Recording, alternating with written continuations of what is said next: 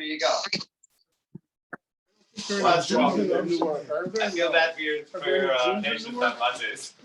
All right. I don't think so. All right. Good morning, everybody. So today is Daf Tes. You should do it. Okay, I'll give it. Today is Daf Tes. We left off first word, top line. So we're discussing. We're darshaning at the end. We're talking about Yovel, the different halachas when it comes to Yovel, which is the basically the 50th year after 7 Shemitah cycles. So we're discussing different halachas as to when it starts. Does it start Rosh Hashanah, right? Does it start at Yom Kippur when they blow the shofar? So when does Yovel? When does it actually start? Right? When's the so how does it work? So the Gemara says Rabbanan, according to Rabbanan, who don't use that word of mikdashtem, right? That in other words, that it's miskadesh from the beginning, right? Testament Alf, yeah. Test, yeah. Right? Rabbanan Shnas Chamishim. So you learn from there. So what does it mean that you sanctify that year? Now, as if it's only gets sanctified for Yom Kippur, and not the learning that it gets sanctified automatically for Rosh Hashanah. So what does the word mikdashtem mean? So Shnas Chamishim atamona v'atamona Shnas Chamishim v'achas.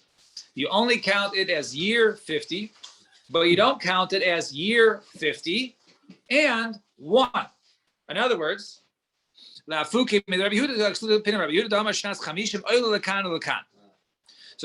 Yehuda, he holds, how does Yovel work? Yovel works is you have 49 years. The 50th year is Yovel, and it's also the first year towards the next towards the next Shemitah. Right? So Kamash Malon, the low. So Kamash Malon, then it doesn't. So Kamash Malon. Right? So Rabbi Yehuda holds that the Yovel year is, in addition to being year 50, it's also year 1 of the new Shemitah cycle. As opposed to the Rabbanan, say, no, it's a year 50. Then next year, the 51st year, is year 1 of the new Shemitah cycle. So they hold that the year 50 is not from the Chumash, though. I mean, it's not like the Chumash, right? So, right. I mean, no, because you have 2 years. Hashem said in the Yovel, you have 4 years of benefits, not 3 like the others. Right, but it doesn't say So Parish it's in the not Pasuk. according to Rabbi Yehuda. No, it doesn't say in Parish in the Pasuk. It doesn't say you take your Yovel year, then you take another year, then you take Shemitah, then you take another year, right? It says there's Yovel afterwards, but who says Yovel is not year 1? Right. You covered in the 6th year, right? The first year. According to Rabbi Yehuda, after Yovel, you're right beginning year 2. That's already year 2 of the Shemitah cycle, right? Wow. So Kashlan dilemmas, all right, Delo. Udim Musafin, Michol al Kodesh min Allah, and now also according to the people old earlier that we learned there were Mosef Chol al Kodesh, and as we took that for granted, it says, we know that there's a concept of adding Chol al Kodesh. Now, as we have Kodesh, you add even afterwards, such as the Havamina was. Maybe they have the 10 days after a year of Yovel, because since Yovel started late, it started Yom Kippur according to one opinion, so therefore it should go maybe another 10 years. So where do we know this concept of 10 days? What did I say? 10 years? Yeah. It'll be long. All right, so the Tanya learned a brisa. It says v'charish b'katzer tishbos. So the pasuk says, I'm just reading the pasuk. Sheishes yomim tavod uvayom hashvi tishbos. It says 6 days you shall work. The 7th day you shall rest. Obviously, there's reference to Shabbos. And then it goes on and says, B'charish v'katzer tishbos. Then you shouldn't plow or harvest, you should rest from.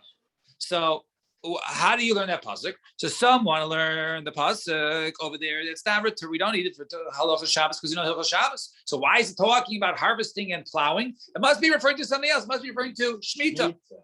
So it says, but not even if it's talking about Shemitah, we already know by Shemitah because it says,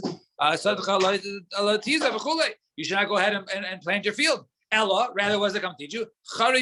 Rather means that you shouldn't go ahead and plow into the Shemitah year. And now what we're talking about Ksira is not to do the harvest of the Ksira of the Shemitah afterwards. It's right after the Shemitah. So it's common to tell you, you're being Meisif Chol Ala Kodesh. You're adding the prohibitions to Shemitah. It's not just from Rosh Hashanah to Rosh Hashanah, but it's even the plowing into that season and the harvesting after that season is included in that which we say that you have to leave your field resting. So therefore, over here we see that one is Meisif Chol Ala Kodesh. And Rabbi Shmuel Omer, No, macharish rishus, is no. It's different. It's talking about Shabbos, just like charish. And now we never find that plowing is an obligation. So just like plowing is a rishus, so too when one should rest on it for Shabbos is referring to a katsira, a harvesting of rishus. You have to consider Omer Shu Mitzvah. That would exclude the Ksira of Omer, is the Omer which is cut, right? Maybe it comes out on Shabbos, you can't do it. So no, you cut it even on Shabbos because for the mitzvah you can do it. But Rabbi Shmuel, according to Rabbi Shmuel, if that's the case, Rabbi Shmuel learns this pasuk is referring to Shabbos and it's not referring to adding on time to the Shemitah. So where does he understand the concept of being Moisif Chol Ala Kodesh? So Minola Nafle learns it from over here. But the Tanya under Brisa, it says V'nisem es nafshu seichem betisha. It says you should go ahead and inflict upon yourselves on the 9th, right? The 9th of Tishrei. Yachol B'tisha, you might think the 9th, where we know Yom Kippur is the 10th, right?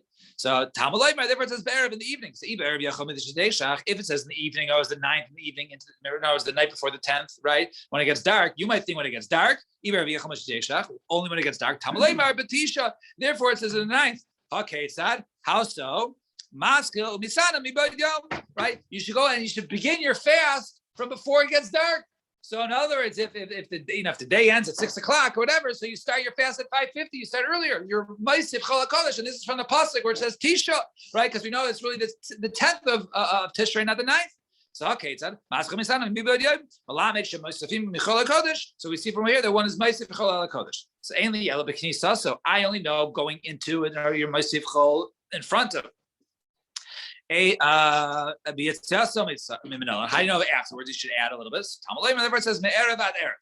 So it says from evening to evening, even afterwards. It's only Yom Kippurim. I only know Yom Kippur. Shabbos is minayin. How do you know Shabbos? Talmud Leimar. Therefore it says tish besu. Right? You shall rest in plural. Yom Tovim minayin. Talmud Leimar Shabbosachem. Right? Therefore you shall rest. Right? So Hakate said, how is that? Kol makom sheish b'shvus. Anytime there's a shvus, such as Shabbos, right, Tishbasu, or Yantif, right, Shabbos Chem, right. So therefore, you should be Maisiv Chol Ala Kodesh. Therefore, we see not only by Yom Kippurim from before and after, but even Shabbos before and after, and even Yantif before and after. Rabbi Kiva. So Rabbi Kiva, if you use that pasuk for that, so hi, v'nisim as nafshesecha b'tisha ma'avid. What does he do with that? If he doesn't need to learn the concept of being Maisiv Chol Ala Kodesh, so what does he use the pasuk for? So maybe he used it for something else. Look at the Tani Chia Barav Medifti. The Tani Chia Barav Medifti. V'nisim as nafshesechem b'tisha. It says, "Rish go afflict yourself on the 9th." B'tisha misanim. Do we fast the 9th? We fast on the 10th, right? The 10th of Tishrei.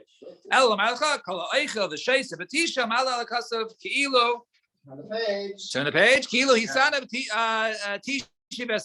Whoever goes ahead and eats and drinks on the 9th in order for him to fast on the 10th, right? It would be as if he fasted the 9th and 10th. He'll have a mitzvah on both days. So therefore, that's what he does in the pasuk to teach you that there's a mitzvah to eat on that day. Because it's like almost equivalent to one fasting. Fine. Top line on Testament base, Tanur Rabban. It's the pasuk says.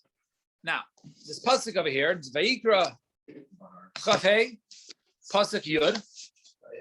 So it says over there, right? There's 3 pasukim we're looking at. Good thing I'm in the Shmos. Right? I was like, so proud of myself. So it says over there. So it says, I'm just reading pasuk Tes into Yud into the after. It says, "V'avartem shovet shura b'chodesh hashvi." Right, you should pass the shofar. Right, shura b'chodesh hashvi in the 7th month. B'asor chodesh on the 10th. Right, this is time of Yovel. Right, v'yom haKippurim taviru shofar b'chodesh. That's pasuk they blow the shofar. Next pasuk, v'kidashtem eshnas hachamishim. Sanctify the shnas hachamishim shana. Right. Who cross them dror ba'aretz, and you call it a liberty for the land. Yovel he. It says Yovel he.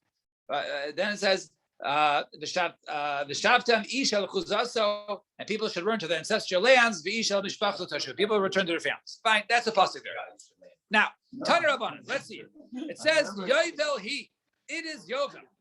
Afa pishla shamtu. Even though people don't go ahead and they didn't basically abandon their land and give the land to the new people, back to the ancestral people.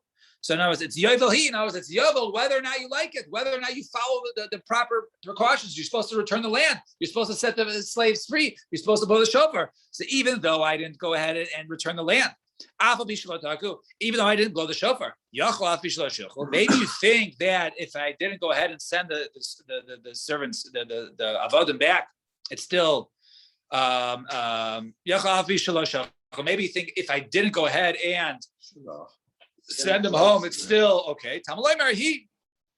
Therefore, it says Yovel he, even though it's Yovel, but you still have to do something. What do you have to do? According to this opinion, according to Rabbi Yehuda, you have to at least set the slaves free. You don't have to return the land. You don't have to blow the shofar. It's still Yovel without it. But if you don't set the avodim free, send them home, then it's not Yovel. Rabbi Yossi Omer, Yovel he. No, we learned it a little differently. Even though we don't go ahead and abandon the land and give back to the original owner. And even though if you don't go ahead and send the servants home. You might think that even if I don't blow the shofar, it's still Yovel. Therefore it says it has to be, you have to do some part of Yovel. And what is that? Blowing the shofar. So one pasuk is marba. It calls it right Yovel he. Right, and the other says he, specifically this and to the might. Right, so one is marba u'migrach might. Mipnei mani amer yovel he afvish hashilchu ben yovel elim kain tiku. So explain the second opinion. So why is it right? This is Rabbi Yossi's fara. So why am I including or excluding the no's even if you don't go ahead and send the slaves home and make them free, but you have to go ahead and blow the shofar? Why is that? It's possible that there's no avodim. If there's no avodim, right, there's no people to send home, right? Then we say that what are you going to do? There's no avodim. So, but it's still Yovel, right? But it's impossible. There's no shofar, right? The shofar is all over. You can find the shofar, right? So obviously there's shofars. There's not always avodim. So therefore, it must be the shofar has to be blown, and not the avodim is the requirement. And furthermore, one is given to Beis Din, blowing the shofar. That's on Beis Din. So Beis Din is blow the shofar. So obviously that is more important than the shiluch habadim when people send home and just that's a private matter. What does that mean? My davar acher. So the shofar has to be blown by Beis Din. Done in the Beis Din? It's a chiv on the Beis Din. It's not a chiv on the individual. Right. Yeah. Fine. So the Gemara says, "My davar acher." Why does it give a second svara? Right? We had the first svara. It's impossible. It's possible. There's no slaves, but there's no shofar. If it's delay mishalach, if you say that, hey, what do you mean? There's no slaves in the world? It's impossible. There has to be some at least somewhere, right? There's always slaves, right?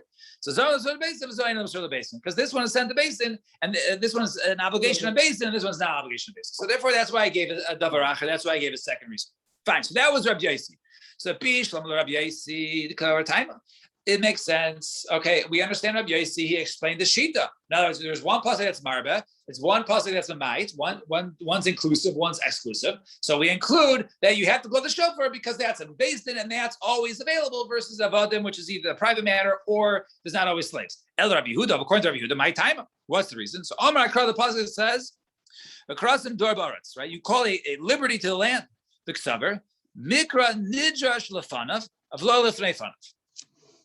The pasuk says, when it says Yovel he, if you go before that, right, earlier in the pasuk it says across the door, right? You call it a liberty. In other words, liberty, i.e., you send the avadim home, and only the pasuk before that, right, in pasuk tes, where it mentions the shofar.